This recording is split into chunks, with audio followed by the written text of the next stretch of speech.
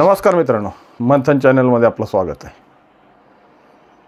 सध्या विधानसभेमध्ये आणि विधान परिषदेमध्ये ज्या पद्धतीनं या बीडची चर्चा जोर धरू लागली आहे ना, तर त्याच्यावर मुख्यमंत्र्यांनी निवेदन केलं आहे।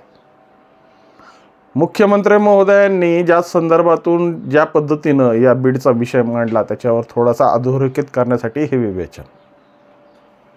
मुख्यमंत्री बरंच काही बोलले, भूमिकाही मांडल्या, परिस्थितीही सांगितली, पण वास्तविक परिस्थितीमध्ये जेव्हापासून आम्ही रजाकारांच्या तावडीतून सुटलो आणि परत या रजाकारांच्या तावडीत गटलो, या परिस्थितीमध्ये जी बीडच्या सर्वसामान्य लोकांची जी होरपोळ झाली ना, ती अत्यंत दयनीय आहे। आज बीड जिल्हा जो विकासापासून मैलो लांब आहे, परिस्थिती आजही ज्या परिस्थितीत निजामांनी सोडलं होतं त्याच परिस्थितीपेक्षा थोडंसं पुढं, म्हणजे एक पाऊल पुढं, की त्या ठिकाणी आता स्वातंत्र्याने श्वास घेता येतो, आपले मते मांडता येतात, आपले सण उत्सव साजरे करता येतात। ही जर मुभा सोडली तर विकासाच्या नावाने आजही बीड जिल्ह्यात शंक आहे।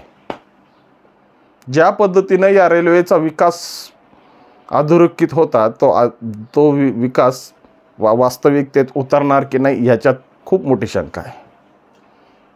या अशा अनेक शंकेच्या पायी आज बीड जिल्हा ज्या पद्धतीनं वेशीला टांगलाय ना, त्या परिस्थितीला आता तरी या मुख्यमंत्री महोदयांनी ज्या पोटतिडकीनं जे निवेदन केलंय त्याच्यावर अंमलबजावणी करावी।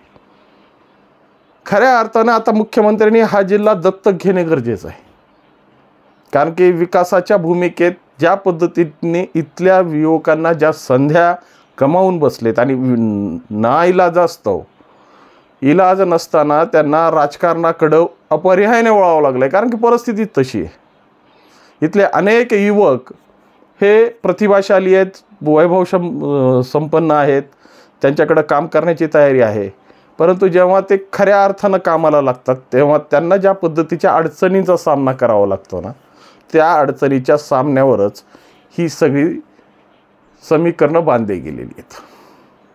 कोणी एखाद्याने नवीन प्रोजेक्ट आणला की त्या ठिकाणी कशा पद्धतीनं त्याची दमछाट करण्याचा प्रयत्न केला जातो, बँकेच्या माध्यमातून केला जातो, जिल्हा उद्योग केंद्राचे अधिकारी, कारण की अधिकारी हवा दिलेत, त्यांना माहिती सर्वसामान्य जनता आम्हाला काहीच करू शकणार नाही, कारण की एखाद्यांचा फोन आला, एखाद्या साहेबाचा फोन आला की विषय संपतो। आणि कितीही मोठा माहितीचा अधिकार, कितीही मोठा भ्रष्टाचार असेल आणि त्या भ्रष्टाचारावर जर आपल्याला पांघरून घालायचं असेल ना, तर एखाद्या मोठ्या माणसाच्या आश्रयात गेलं की आपला सगळा विषय निवारण निघतो। अशीच मनस्थिती या बीड जिल्ह्यात काम करणाऱ्या अधिकाऱ्यांची झालेली। त्यामुळे या बीड जिल्ह्यात राजकारण किती आणि समाजकारण किती आणि अधिकारी काम किती करतात ह्याचं जर समीकरण काढलं ना, तर या समीकरणाचा कधीच ताळमेळ बसणार नाही आहे। त्यामुळं आज ज्या पद्धतीनं मुख्यमंत्री या संदर्भातून कमीत कमी संतोष देशमुख या हत्याकांड प्रकरणानंतर ह्या गोष्टींना खूप मोठ्या पद्धतीनं उजाळा मिळायला लागला आहे। आज परिस्थिती जेव्हा हाताबाहेर जाते आणि विकासाला रस्ता सापडत नाही ना, चारीकडून कोंडी केली जाते, तेव्हाच खऱ्या अर्थाने तिथल्या लोकांची धुसमूस व्हायला तयार होते। आणि ही खरी धुसमूस सुरू झाली होती की याचे पडसादही सामाजिक भूमिकेत गेल्या 15 वर्षा अगोदर आम्हाला बीड जिल्ह्यात पाहायला मिळाले, जेव्हा सुनील केंद्रेकर सारखे कर्तव्यदक्ष जिल्हाधिकारी जेव्हा या जिल्ह्याला लाभले आणि त्यांची अचानक राजकीय समीकरणाच्या दृष्टिकोनातून बदलीचा जो प्रयत्न केला होता, तोच प्रयत्न या जिल्ह्यातल्या जनतेने हाणून पाडला। हा प्रयत्न हाणून पाडल्यानंतर सर्वसामान्य लोकांना हे कळून चुकलं पाहिजे होतं की खऱ्या अर्थानं अशा जर आपण या पद्धतीच्या जेव्हा कारवाया सुरू करू तेव्हाच आपल्याला खऱ्या अर्थानं जो विकासाचा आलेख आहे, आमच्या भौतिक विकासाचा आलेख आहे आणि आम्हाला जी उन्नती करायची आहे, जो विकास घडवायचा आहे, त्याला एकच पर्याय मार्ग आहे, तो आमचा आतमधला आत्मकेंद्रितपणा सोडून आम्ही बहिर्मुत्वाकडं वळाला पाहिजे। परंतु तेवढं सुनील केंद्रेकरांसाठी केलेलं आंदोलन यशस्वी झालं आणि सुनील केंद्रेकरांना पुन्हा 1 वर्षासाठी कार्यकाल वाढून मिळाला, म्हणजे त्यांचा कार्यकाल पूर्ण करण्यात आला। तत्पर्यंत जनता आंदोलक आणि जागरूक होती। पुन्हा जैसेच्या तैसे भूमिका बदलल्या नाहीत, विचार बदललेला नाहीत. आणि या सगळ्या गोष्टीमध्ये आज अजाण आहे, ज्या गोष्टीचं त्याला कसल्याही पद्धतीचं भान नाही आहे, असा युवक अपर्यायानं ज्या पद्धतीचे संस्काराचे धडे त्याच्यावर पडत आहेत, त्याच्यामुळं तो आपोआप कोणत्या धंद्याकडे वळतोय त्याला सांगायची गरज नाही. त्यामुळं खऱ्या अर्थानं मुख्यमंत्री महोदय, तुम्हाला जर बीड जिल्ह्याचा विकास करायचा असेल, तुम्हाला बीडमध्ये एक चांगल्या पद्धतीची यंत्रणा राबवायची असेल, इथले अनेक दीनदुबळे आणि कष्टकरी लोकांचे प्रश्न निवारण काढायचे असतील, तर खऱ्या अर्थानं आता या गोष्टीकडं तुम्हाला स्वतः या जिल्ह्याला दत्तक तुम्ही स्वतः घेतलं पाहिजे. आणि प्रत्येक गोष्टीमध्ये ज्या काही भूमिका आहेत, आणि इथले लोक हळवे आहेत, इथली जनता हळवी आहे, मनाने खूप हळवी आहे, प्रत्येक गोष्टीवर पटकन रिॲक्ट होते. आणि या रिॲक्ट होण्याच्याच परिणामावर अनेक जणांनी आपल्या पोळ्या या बीड जिल्ह्यावर शिकून घेतलेल्या आहेत. या बीड जिल्ह्याच्या मातीमध्ये तीच धमक आहे की जे महाराष्ट्रात कुठंही पाहायला मिळणार नाही, परंतु त्याच गोष्ट ओळखून आम्ही याला फक्त कार्यशाळा म्हणून ओळखलं आहे.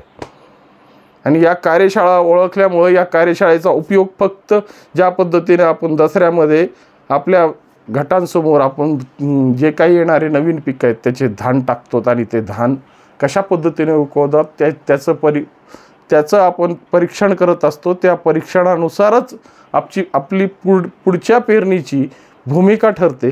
त्याच पद्धतीनं राजकारणाची भूमिका जर ठरवायची असेल तर बीड जिल्ह्यामध्ये एखादी चळवळ पेटवा, म्हणजे त्याचे परिणाम ज्या पद्धतीने पडतील त्या पद्धतीनं पुढची परिक्रमा सुरू होतील. याच पद्धतीचे धंदे आजपर्यंत राजकारण्यांनी केलेले आहेत, परंतु राजकारण्यांनी ते केलेले कटकारस्थान खऱ्या अर्थानं तुम्हाला जर उत्तर प्रदेशसारखं जर विकास आणि उत्तर प्रदेशसारखं प्रशासन व्यवस्था जर सांभाळायची असेल ना मुख्यमंत्री महोदय, तर तुम्हाला या सगळ्या गोष्टीचा आलेख मांडणं गरजेचं आहे. आज प्रत्येकजण ज्या पद्धतीनं कामाला लागला आहे आणि ज्या पद्धतीने याचे पडसाद उमटत आहेत ना, त्या पडसादाचे परिणाम भविष्यावर येणाऱ्या पिढीची जो विकास घडवायचा असेल तर तुम्हाला आजच जागरूक होऊन या गोष्टीचा विचार सत्सक विवेकबुद्धीनं केला पाहिजे. अधिकाऱ्यांच्या बदल्या करून अधिकाऱ्यांना वर्मी लावून, कारण की अधिकारी बदलणार नाही. अधिकारी पहिल्यांदा येतो, धाक दाखवतो, आपली छाप पाडतो, आणि नंतर मलिदा सुरू झाला की जैसे से तैसे, तुम्ही तुमच्या पद्धतीने बघा, मला फक्त 3 वर्ष 4 वर्ष मला कार्यकाल काढायचा आहे, या पद्धतीने मी माझा कार्यकाल पूर्ण करेल, आणि किंवा एखादी चूक झाली तर मग जास्तीत जास्त काय होईल तर माझी बदली होईल. या मानसिकतेत धरलेले हे अधिकारी ह्यांना जर व्यवस्थितपणे हँडल करायचं असेल, यांना चांगल्या पद्धतीची शिस्त लावायची असेल तर आधी जिल्ह्यातली परिस्थिती शिस्तबद्ध केली पाहिजे. आणि जेव्हा सर्वसामान्यासाठी कामं करतो आणि हे आपण जे जनतेचं व्रत घेतलं आहे ते व्रत साफल्याला जावं, ही जर भूमिका तुम्हाला वाटत असेल तर या गोष्टीला अधोरेखित केलंच पाहिजे. आणि या परिस्थितीतूनच जी काही नवीन येणारी पिढी आहे, जो येणारा कार्यकाल आहे, ज्यांना विकासाची पंख आहेत, त्यांना पंख द्यायचे असतील तर मुख्यमंत्री महोदय तुम्ही स्वतः याचं दत्तक पत्र घ्या आणि आमच्या सर्वांच्या विकासाला पंख द्या, एवढीच विनंती. नमस्कार.